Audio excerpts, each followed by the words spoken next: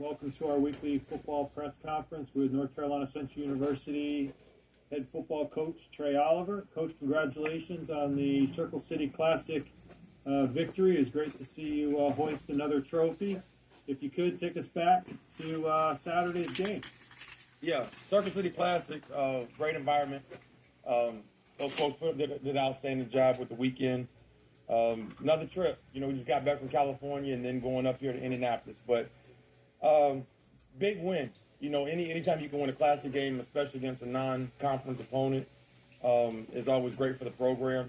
Had a lot of young guys play this week, and obviously Walker Harris, first start, had an amazing performance. We had a couple freshman offensive linemen that started and played meaningful reps. So a couple guys were banged up, but I thought offensively we played well and started fast early. Defensively, I thought we played really well in the first half. I made a bonehead call, and they got a fake punt on us, and which led them to some yards. But defensively, we kept them under 100, held them under 100 yards of total, rushing offense. And then our kicking game, I thought it was solid. Our coverage units were great, and Adrian had a career long of 47 yarders. So pleased with the performance. Guys in a good place, and a little banged up, but we have quality depth now, so that's not too much of an issue. And it was announced earlier today by the American Football Coaches Association coaches poll that the Eagles have moved to number 13 in the nation, which is the program's highest national ranking on the FCS level. What does that say about kind of the progression of the program, and what does that mean to you? Well, we don't pay a whole lot of attention to the rankings because, you lose 1-2 games, you'll be out of the top 25 in a heartbeat. But it's great for folks to see, what we put on the field and our product, and people, hold us in high regard, I guess you could say. But I think it's a testament to our coaches and our players. Our staff, I don't call plays, and, I do interviews. So I don't really call plays. So Coach Cord and defensive staff and Coach Leone, the offensive staff, and Coach Bennett with special teams, I can't say enough about them. They got the guys playing at a high level.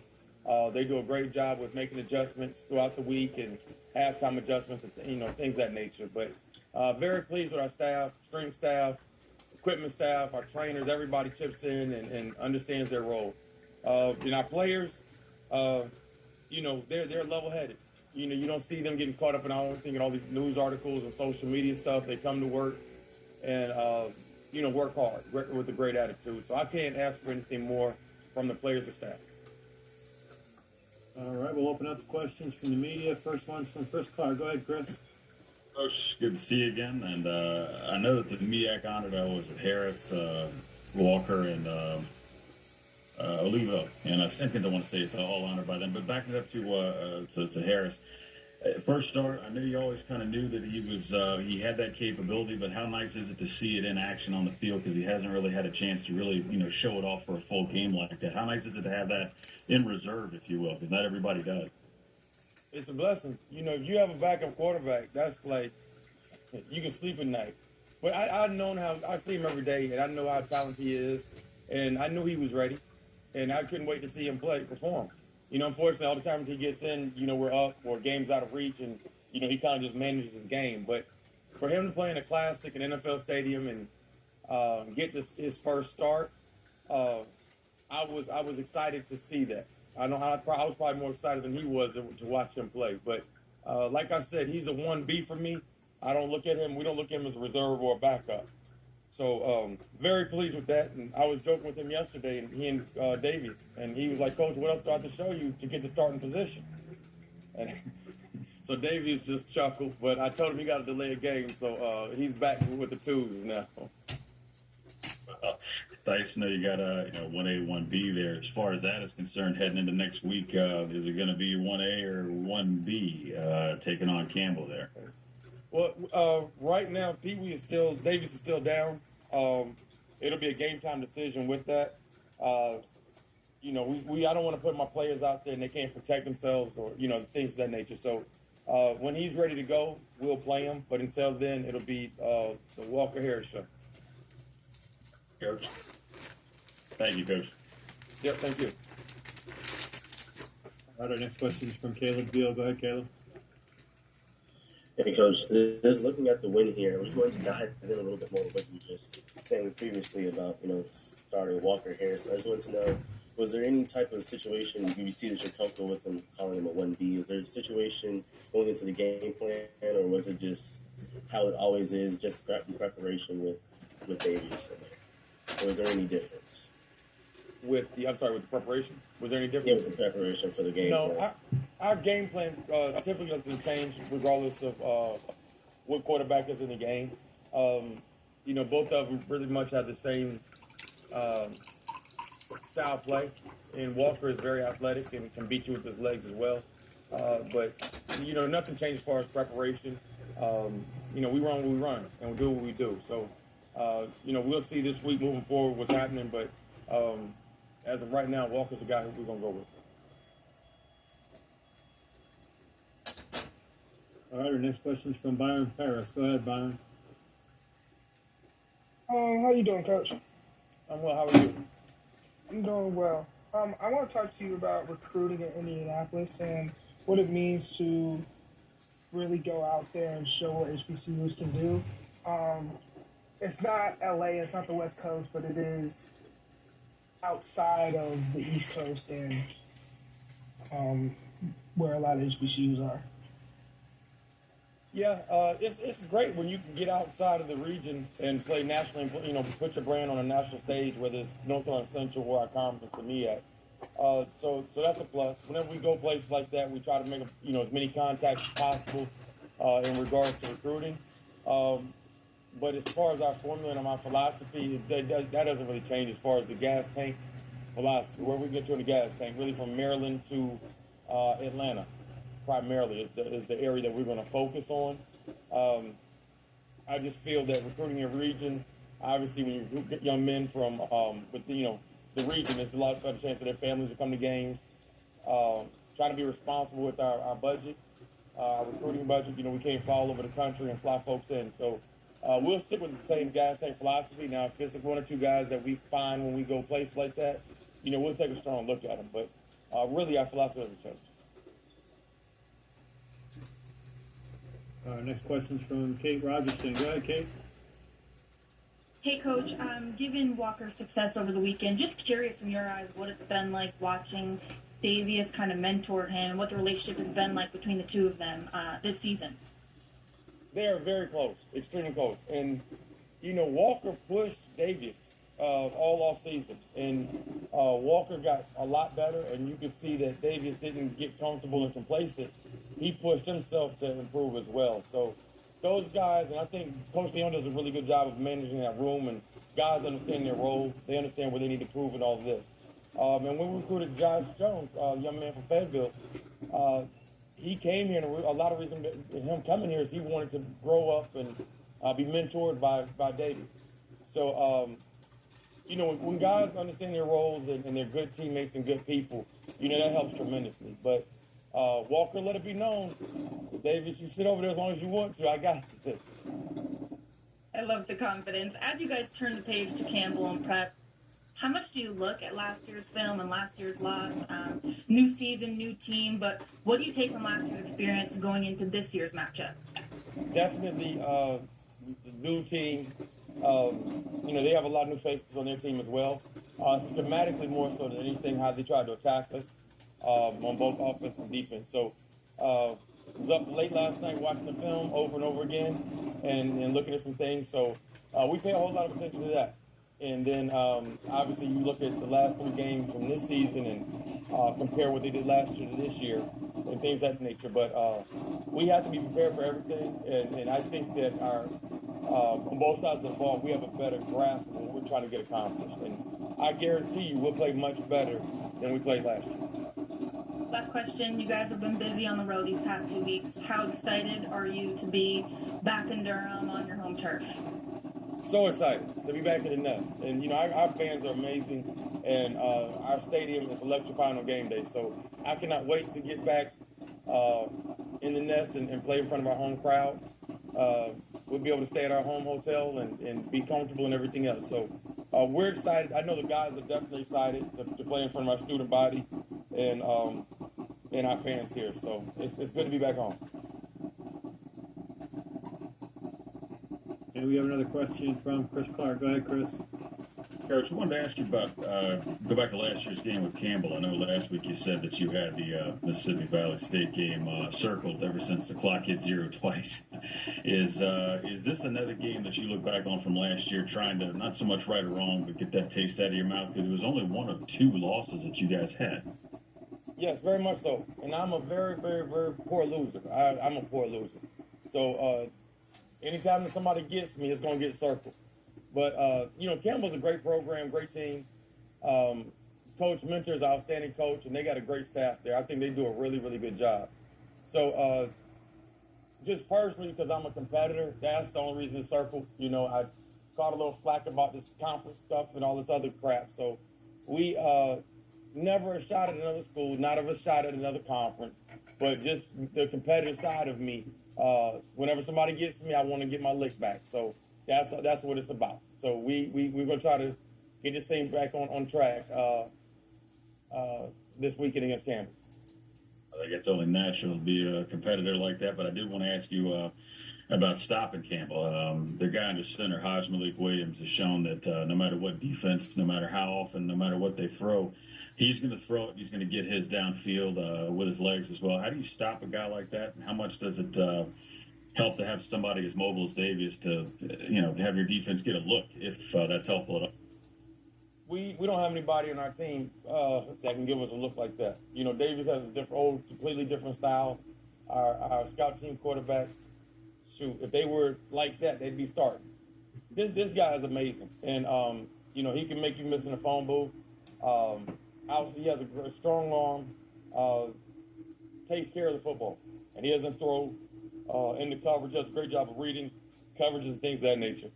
But we've got to do a great job of trying to keep him in the pocket and not letting him extend plays and beating us with his legs. But he is as advertised. He's a great football player. Thank you, Coach. Looking forward to Saturday. Yes, sir. Thank you. And our next question is from JB Ricks. Go ahead, JB. Hey, Coach, as always, we appreciate you taking out the time. I don't have anything spectacular for you. All the great questions were already asked by my esteemed colleagues here, but I did want to get some feedback from you in regards to how your program responded from the UCLA loss, and were there any concerns with going into that game in Indianapolis, and how they would respond after being beat like they were against UCLA, and then coming back and putting that same type of performance against their opponent the next week? What was the feeling and the transition going into that, from that loss into this win this past week? Hey, Chris Clark, that was about a 5-part question, Chris. You're going to have to help me with this one. I need some bulletin points so I can touch all these. All right, JB. UCLA, that was a butt whooping, and the guys, they took it hard. Now, we knew that we were outmatched and we wanted to play a flawless game to have a chance. But I was not pleased. The guys knew that we were a better team than what we showed that day. And you want to see improvement. So, going into the Mississippi Valley and the Circle City Classic, I challenged them again. Let's play better this week than we did last week.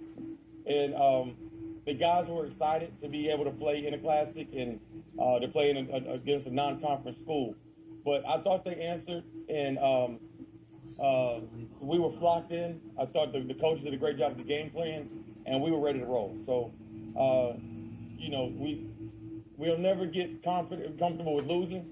So obviously we had a bad taste in our mouth, and we wanted to get that taste out of our mouth when we went up there.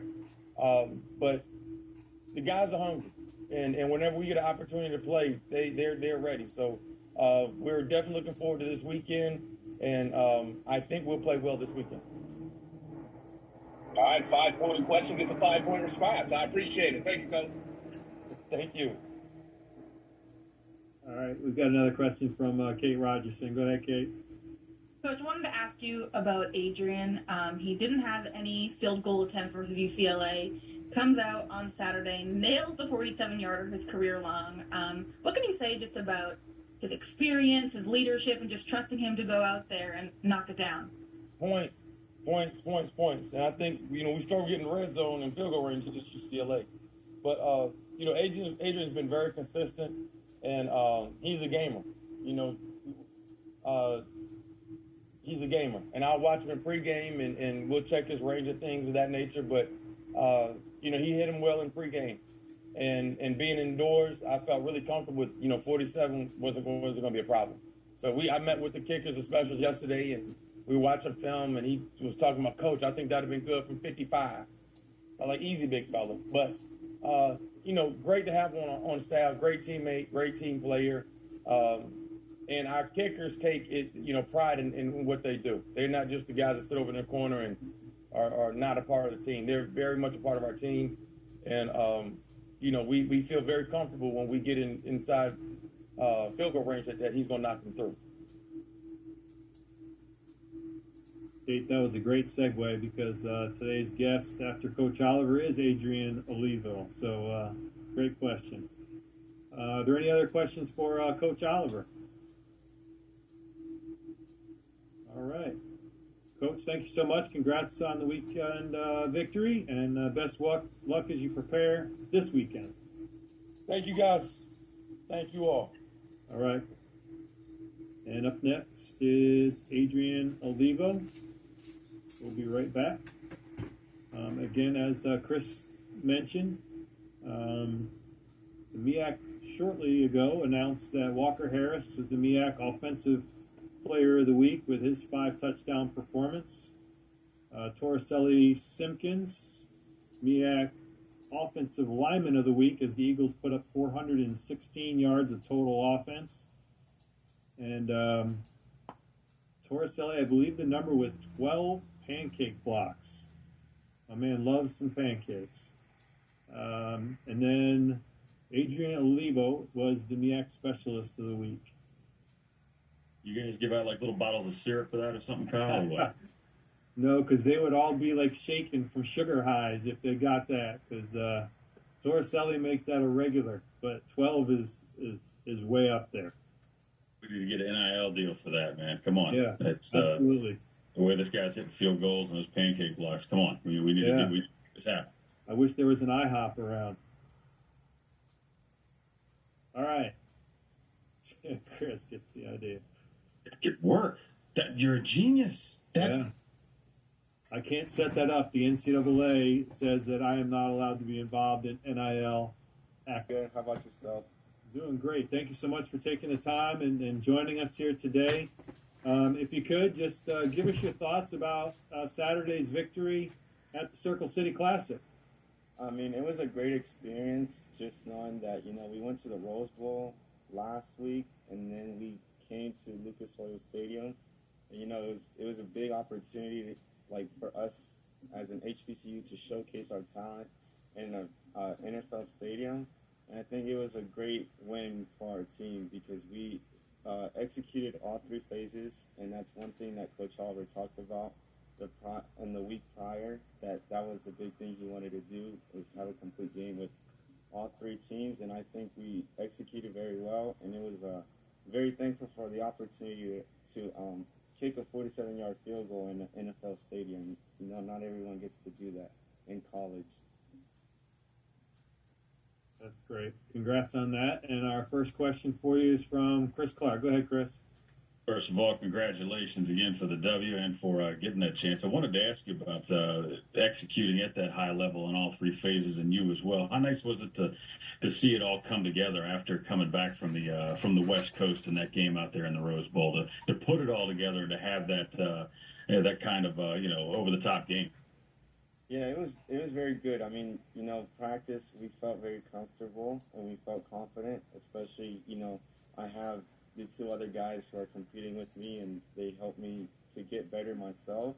I think that has a good confidence booster in us, and especially we take pride in what we do. Like Coach Oliver said, the core guys are in special teams, we have to do our job. And I think we executed very well in everything we did, especially I also want to congratulate Walker, who's my holder. And I told him, you're going to have 4 touchdowns. The next thing you know, he has 5 touchdowns Saturday. I was going to say, that was the next question I wanted to follow up on, the support. It doesn't seem like there's any animosity. Obviously, everybody's going for the W, but there's a lot of, selfish me on some teams. But just being around you all, it's like everybody's, supporting everybody. And then how nice is it to be around that kind of an environment to bring out your best? No, it's great, and I think our culture and the way we have our culture and like we're all family, and it's literally showing. Like I feel very confident with my guys on my team, and I can count on them no matter if it's inside of football or outside of football, which is a great thing. The last question I have for you here is trying to hit a 40 plus yarder. Um, the only thing I can compare it to is trying to, drive the green on a par five. And every time I'll try and muscle up and shank that bad boy left or right. What's your process, and does it change at all when you go out there to hit one? I mean, obviously chip shots are different PATs, but when you get out there for something of that distance, what's your process like? Walk me through what you went through in Lucas Oil, if you. So when I went out there, I was already getting ready, and I was like, let's see, maybe we'll get a first down. But then I seen it was third down, and Coach Oliver, he just told me keep your head down, and that's the main thing. Keeping your head down will help a lot. And it was literally just a technique and feeling relaxed. Don't go just because it's 47 yards out, don't take it as if it's a PAT. That's literally what my coach always told me. Kick your PATs like if you're kicking a 50-yard field goal, and that's what you need to do every time. All right, Wow. I'll leave it at that. Thank you. Appreciate it. Next question's from Kate Rogerson. Go ahead, Kate. Adrian, when you went out to kick the field goal, did you know that if you hit it, it was going to be your career long? I honestly didn't know it was a 47-yarder until everyone congratulated me, and I was taking off my helmet, and Juan, the punter, he's like, dude, you just hit a 47-yard field goal. I'm like, no, I don't think so. I felt like that was like a 30-yard field goal. But because I wasn't worried about how long it was, and, kicking's a mental game, so it's just like golf, so that's really mentally I was just focused on executing. Coach mentioned that when you were watching the tape yesterday, you felt as though you could have gone it from 55. Do you still feel that way today? Yeah, I mean, I was looking at the film, and it's the the wall behind the field goal is 5 yards back, or I don't know how much, but I know it hit the net, and then it came back bouncing. I was like, I think I can hit that from 55, so maybe he'll give me an opportunity now. When you transition from kicking indoor last week to now being back on your home turf, is there any different level of comfort, or is it the same every game, every opportunity? It's the same. Every kick is the same. Every opportunity is the same. You just got to be able to execute it. That's my job, is to execute that one play, because that's the only play that I'll get if I get no other opportunities. Our next question is from Caleb Veal. Go ahead, Caleb.